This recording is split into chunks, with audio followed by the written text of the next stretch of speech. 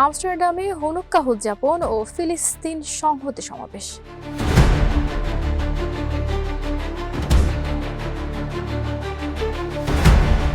নেদারল্যান্ডসের রাজধানী আমস্টারডামে রোববার একদিকে যেমন ইহুদি ধর্মীয় উৎসব অনুকা শেষ হওয়ার উদযাপন অনুষ্ঠিত হয়েছে, অন্যদিকে একই দিনে শহরের আরেক অংশে গাজা সহ বিশ্বের বিভিন্ন সংঘাতে নিহতের স্মরণে মোমবাতি প্রজ্বলন করে শোক সভা পালন করা হয়েছে। শহরের কেন্দ্রস্থলে আয়োজিত হানুক্কাহ উদযাপনের হাজারো মানুষের সমাগম ঘটে। ফুটেজে দেখা যায় রাব্বিরা মেনোরাহ প্রজ্বালন করছে, উপস্থিতিরা গান গাইছেন এবং নাচছেন, আর অনেকেই হাতে ইসরায়েলের পতাকা বহন করছেন।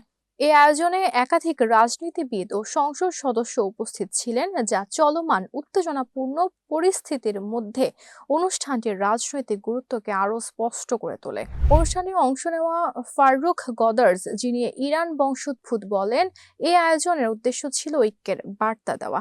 তিনি বলেন, আমাদের হামাস, যা একটি সন্ত্রাসী সংগঠন, আর ফিলিস্তিনকে আলাদা করে দেখতে হবে। তারা যদি এখানেও এসে একসঙ্গে উদযাপন করত তাহলে সেটা আরো ভালো হতো, কারণ আমাদের বিশ্বব্যাপী শান্তি দরকার, আলাদা আলাদা হয়ে সেটা সম্ভব নয়। তিনি আরো বলেন, ইরানে আমাদের একটি বিখ্যাত উৎসব আছে যার নাম চেল্লে বা ইয়ালদা, এবং আজই সেই দিন। আমি এখানে এসেছি ইসরায়েলি জনগণের প্রতি ইরানি জনগণের সংহতি প্রকাশ করতে। এ সময় তিনি মধ্যপ্রাচ্যের শান্তি প্রতিষ্ঠায় ইসরায়েলের প্রধানমন্ত্রী বেনিয়ামিন নেতানিয়াহু এবং যুক্তরাষ্ট্রের প্রেসিডেন্ট ডোনাল্ড ট্রাম্প ভূমিকা রাখতে পারবেন বলে আশাবাদ ব্যক্ত করেন। অন্যদিকে একই সময়ে ডোমিনিকাস কার্ক গির্জায় ফিলিস্তিনপন্থী সমর্থকেরা জড়ো হয়ে একটি শান্তিপূর্ণ শোক সভার আয়োজন করেন। সেখানে তারা মোমবাতি জ্বালান এবং গাজার নিহত বেসামরিক মানুষদের জন্য প্রার্থনা করেন।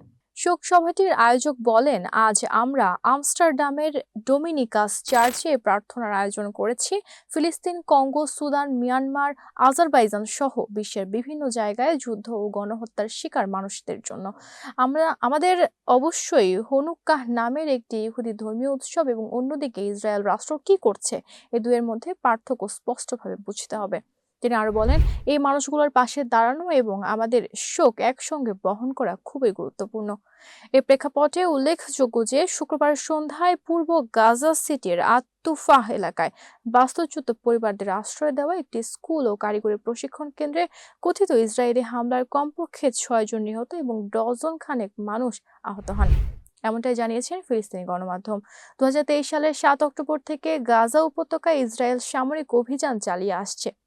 ফিলিস্তিনি স্বাস্থ্য কর্তৃপক্ষের তথ্য অনুযায়ী এ পর্যন্ত এতে 70,669 জন ফিলিস্তিনি নিহত এবং 1,71,165 জন আহত হয়েছেন। এদিকে 20 দফা ট্রাম্প পরিকল্পনার আওতায় হামাস ও ইসরায়েলের মধ্যে একটি যুদ্ধবিরতি চুক্তি হয়, যা 10 অক্টোবর থেকে কার্যকর হয়েছে। এই চুক্তির আওতায় তাৎক্ষণিকভাবে যুদ্ধ বন্ধ, জীবিত ও মৃত সব জিম্মির মুক্তি এবং মানবিক সহায়তায় প্রবেশের বিষয়টি অন্তর্ভুক্ত রয়েছে।